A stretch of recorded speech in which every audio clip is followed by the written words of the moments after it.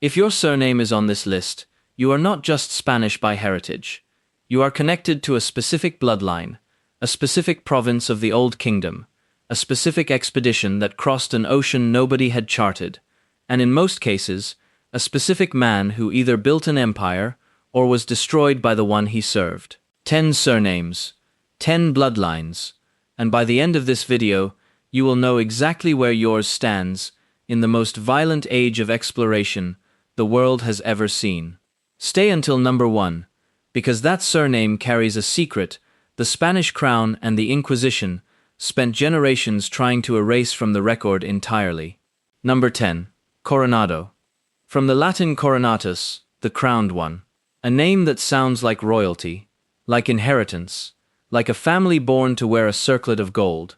But the most famous man to carry it died with no crown at all, broken and disgraced, after chasing a kingdom that never existed.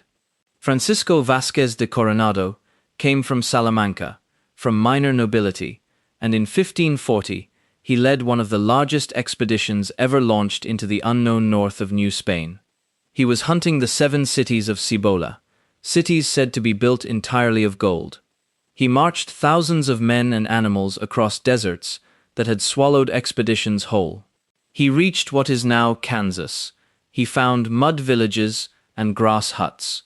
No gold, no cities, nothing.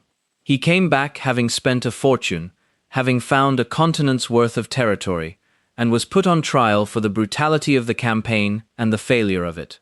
If your name is Coronado, your bloodline runs through a man who searched 2,000 miles for a city of gold, found only dust, and was punished for believing the dream that every conquistador was sold.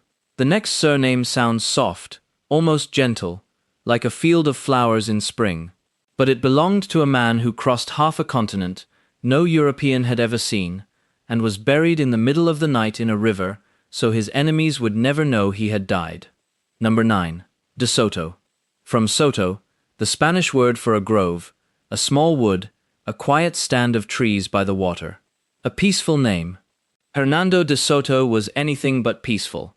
He made his first fortune under Pizarro in the conquest of Peru, present at the capture of the Inca Emperor Atahualpa, present when a king's ransom of gold filled a room and bought nothing but the emperor's execution. De Soto took his share and wanted more. In 1539, the crown gave him Florida. He landed with hundreds of men and marched them through the southeast of what is now the United States, across rivers and swamps, fighting and burning his way through nation after nation. He became the first European to cross the Mississippi River. And then, somewhere along its banks in 1542, he died of fever. His men, terrified that the local peoples would learn their leader was mortal, weighted his body and sank it into the great river at night. If your name is De Soto, your bloodline runs through the man who crossed the Mississippi and then vanished beneath it. Number 8 is a name most people assume comes from Italy. It does not. It is one of the proudest names in Old Castile, and the man who carried it conquered the longest, narrowest, most ungovernable colony in the entire Spanish Empire, and paid for it with his life. Number 8, Valdivia. From the Old Spanish for valley, a place sheltered between hills. Pedro de Valdivia, born in Extremadura, was a veteran of the European wars before he ever saw the New World. He served under Pizarro in Peru, and then he asked for the one thing nobody else wanted, Chile, 1,000 miles of desert, mountain, and rain, defended by the Mapuche, among the most determined warriors the Spanish ever faced. Valdivia founded Santiago in 1541. He pushed south year after year, building cities the Mapuche burned behind him. And in 1553, at the Battle of Tucapel, the Mapuche under their leader Lautaro captured him. He never came back. The story passed down for centuries says they made certain he would never hunger for their land again.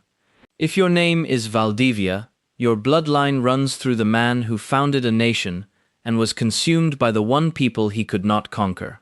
Number 7, left Spain with nothing, stowed away on a ship to escape his debts, became the first European in history to look upon the Pacific Ocean, and was beheaded by the very empire he had handed a new sea. Number 7, Balboa. From the old Galician, tied to a fortress on the border of Leon, a name carried by lords of a castle. Vasco Núñez de Balboa was born in Jerez de los Caballeros, in poor Extremadura, and arrived in the New World drowning in debt. He escaped his creditors by hiding aboard a supply ship. By cunning and charisma, he rose to lead the first stable Spanish settlement on the American mainland. And on the 25th of September, 1513, after hacking across the Isthmus of Panama, he climbed a peak and saw an ocean no European had ever seen. He named it the South Sea. We call it the Pacific. It should have made him untouchable. Instead, a jealous governor, Pedrarius, summoned him home, charged him with treason, and in January 1519, Balboa was beheaded in the dust of a frontier town. The man who arrested him on the road was another ambitious soldier named Francisco Pizarro. If your name is Balboa, your bloodline gave the world an ocean and was repaid with the executioner's axe. Before we go further, if you are finding this useful, subscribe to Origins Decoded. Every week we uncover the history hidden inside surnames, bloodlines, and family names from across the world. Hit subscribe so you never miss one.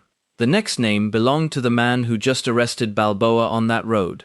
He came from the same poor province, he could not read, and he would go on to topple an empire of millions with fewer than 200 men. Number 6. Pizarro. From Pizarra, the Spanish word for slate, the grey stone, a name with no glory in it at all. Francisco Pizarro was born in Trujillo, in Extremadura, the illegitimate son of a soldier, and he never learned to read. He came to the Indies a nobody.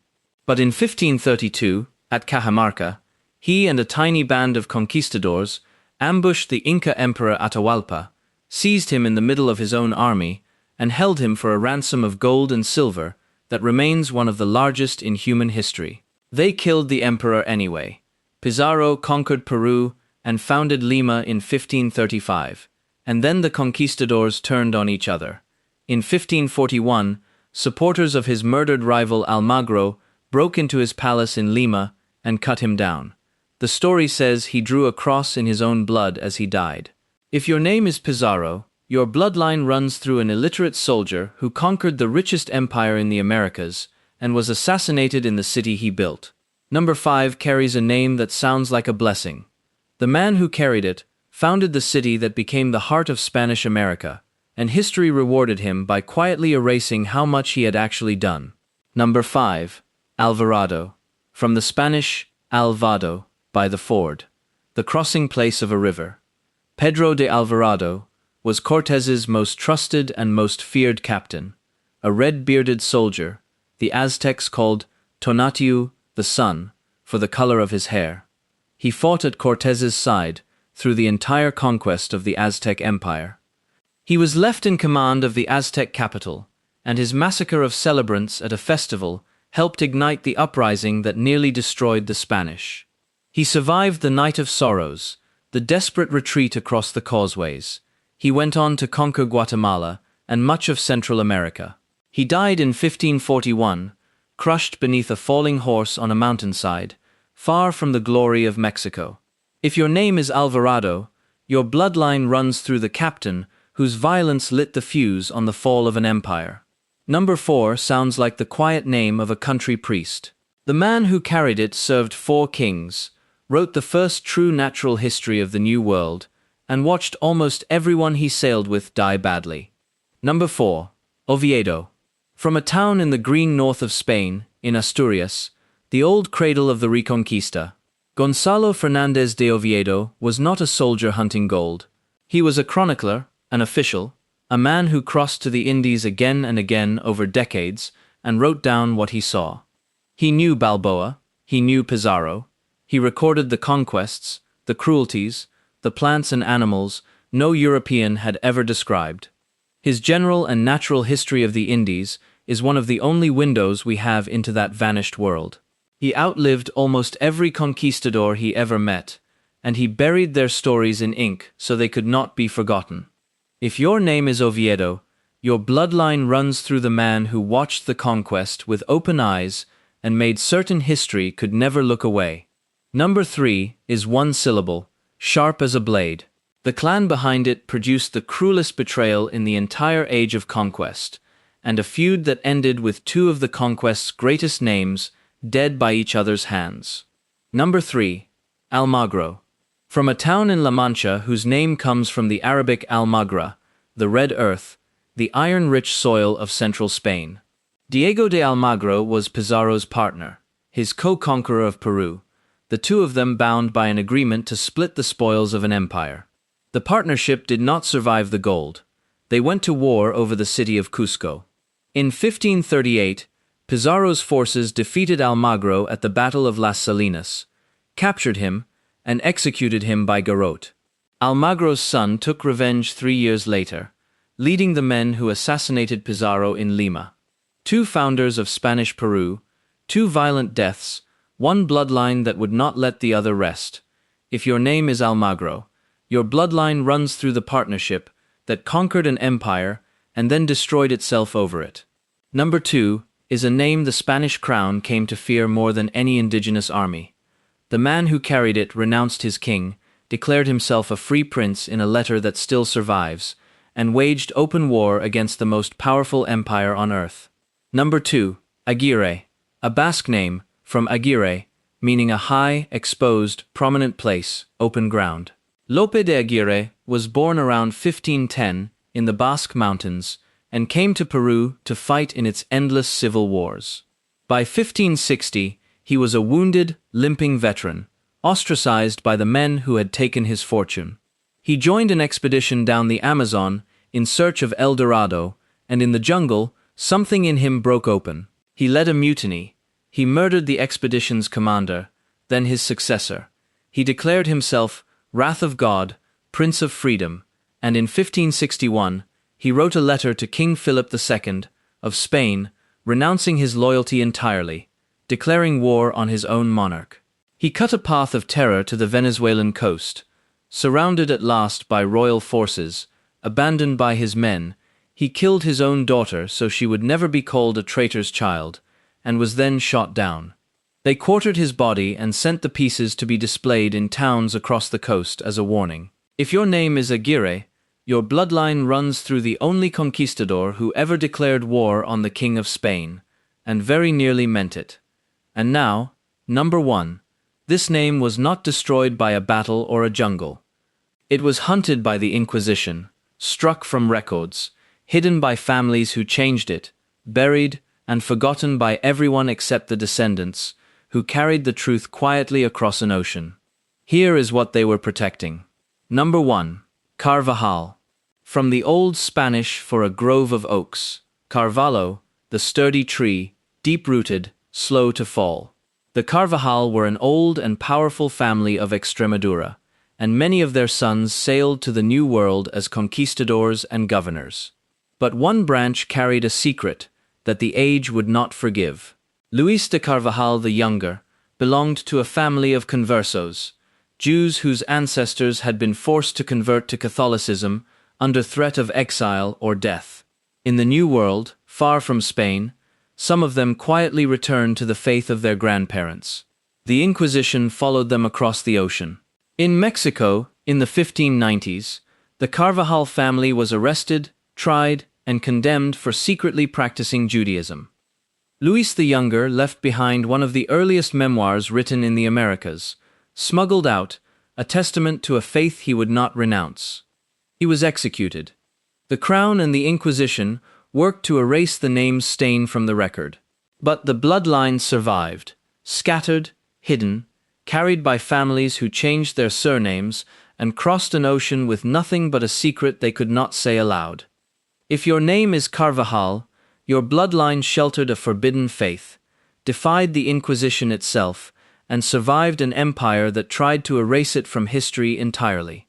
10 surnames, 10 bloodlines, 10 corridors leading back through ocean crossings, burning cities, betrayed partnerships, jungle mutinies, and the long machinery of an empire and an inquisition that spent centuries deciding which names would be remembered and which would be erased. Your name is not just a name, it is a province. It is an expedition. It is a man who crossed an ocean and either made history or was destroyed by it. Drop your surname in the comments and tell me which bloodline yours comes from.